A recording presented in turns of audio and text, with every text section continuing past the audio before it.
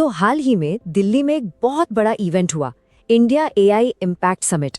लक्ष्य एक ही था, भारत को एआई की दुनिया में एक ग्लोबल सुपर पावर के तौर पर पेश करना। मतलब दुनिया को ये दिखाने का एक जबरदस्त मौका था कि टेक्नोलॉजी में हम कहाँ पहुंच चुके हैं। लेकिन सवाल ये है कि जो सपना दिखाया गया, क्या वो हकीकत में बदल पाया?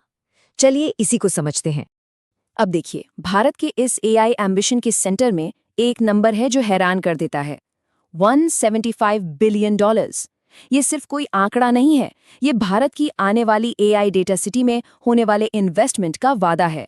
तो जाहिर है, जब दांव इतना बड़ा हो तो इस समिट पर सबकी नजरें टिकी हुई थीं। सबसे पहले जरा इस समिट की बड़ी पिक्चर को समझते हैं। देखिए, ये ग्लोबल साउथ में होने वाले पहले बड़े एआई समिट्स में से एक था और इसका विजन, इसका नजरिया दुनिया के बाकी हिस्सों से काफी अलग था। जहां पश्चिमी देशों में जो एआई समिट्स होते हैं वहां बातें होती हैं बड़े बड़े खतरों की, कि रोबोट्स दुनिया पर कब्जा कर लेंगे या फिर बहुत भारी भरकम नियम कानून बनाने की। लेकिन भारत का फोकस एकदम अलग था। यहां बात हो रही थी कि एआई को असल जिंदगी में कैसे इस्तेमाल किया जाए ताकि इसका फायदा हर किसी तक पहुंचे, खासकर विकासशील देशों तक। तो इस समिट का पूरा मिशन 3 पिलर्स पर टिका था: लोग, पृथ्वी और प्रगति। मतलब एआई का इस्तेमाल लोगों की पढ़ाई और नौकरियों के लिए हो, प्लैनेट को क्लाइमेट चेंज जैसी चीजों से बचाने के लिए हो, और जाहिर है देश की आर्थिक तरक्की के लिए हो। एजेंडा एकदम साफ था, डेवलपमेंट, डेवलपमेंट और डेवलपमेंट। और भागीदारी भी कोई छोटी मोटी नहीं थी। 40 से ज्यादा देश शामिल हुए, जिनमें 60 से ज्यादा तो ग्लोबल साउथ के ही राष्ट्र थे। इतना ही नहीं, एक ग्लोबल कंपटीशन के 70 फाइनलिस्ट को भी अपने इनोवेशंस दिखाने के लिए बुलाया गया था।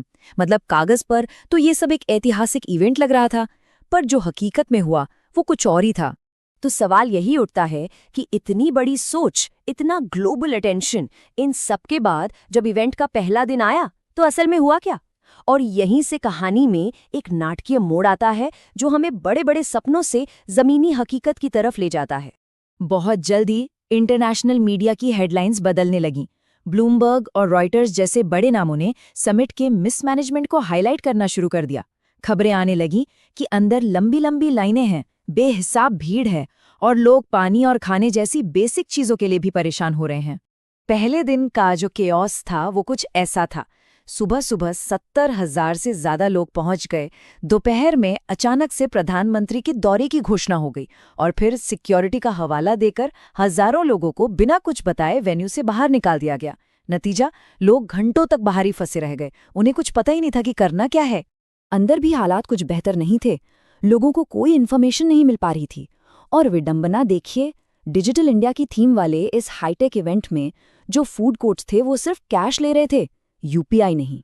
और तो और कुछ प्रदर्शकों ने तो यहां तक शिकायत की कि उनका कीमती सामान चोरी हो गया है। इन सारी गड़बड़ियों और शिकायतों के बीच एक घटना ऐसी हुई जो इस समिट की महत्वाकांक्षा बनाम हकीकत वाली समस्या का एक सटीक उदाहरण बन गई। और वो कहानी थी एक रोबो डॉग की। तो हुआ ये कि गलगोटिया यूनिवर्सिटी ने अपने स्टॉल पर एक रोबोट डॉग दिखाया जिसने सबका ध्यान खींचा। डीडी न्यूज से बात करते हुए यूनिवर्सिटी के एक प्रतिनिधि ने बड़ा साहसी दावा किया कि ये रोबोट उन्होंने खुद अपने सेंटर ऑफ एक्सीलेंस में बनाया है और वो ऐसा करने वाले देश में पहले हैं। लेकिन सच ज्यादा देर तक छिप नहीं सका। पता चला कि ये होम ग्रोन इनोवेशन असल में एक चीनी कंपनी यूनाइट्री का बनाया हुआ रोबोट था, जिसे कोई भी ऑनलाइन करीब $2,800 में खरीद सकता है। दावे और हकीकत के बीच का ये फर्क सच में चौंकाने वाला था। और बात सिर्फ यहीं खत्म नहीं हुई। यूनिवर्सिटी पर एक और झूठा दावा करने का आरोप लगा, इस बार एक सॉकर बॉल जैसे ड्रोन को लेकर। बाद में पता चला कि ये भी एक दक्षिण कोरियाई कंपनी का प्रोडक्ट था जिसकी कीमत लगभग $480 थी। जब ये सारी बातें सामने आईं तो यूनिवर्सिटी के बयान ही बदल गए।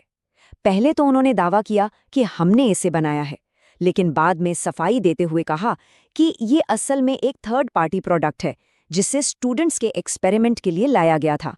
इस मामले ने सोशल मीडिया पर जाहिर है एक बड़ा बवाल खड़ा कर दिया। इसे राष्ट्रीय शर्मिंदगी तक कहा गया। आखिरकार सरकार को दखल देना पड़ा और गलगोटिया यूनिवर्सिटी के स्टॉल को समिट से हटाने का आदेश दिया गया। तो इस पूरे वाकये से हम क्या सीख सकते हैं? ये समिट भारत की एआई को लेकर जो बड़ी बड़ी महत्वाकांक्षाएं हैं और जो जमीनी हकीकत है उसके बीच का एक बड़ा गैप दिखाता है। ये लड़ाई है एक बड़े विजन और उसके खराब इम्प्लीमेंटेशन के बीच की। सरकार ने इन चूकों को माना। केंद्रीय मंत्री अश्विनी वैष्णव ने पब्लिकली माफी मांगी और भविष्य में ऐसी समस्याओं को तुरंत हल करने के लिए एक वॉर रूम बनाने का वादा भी किया।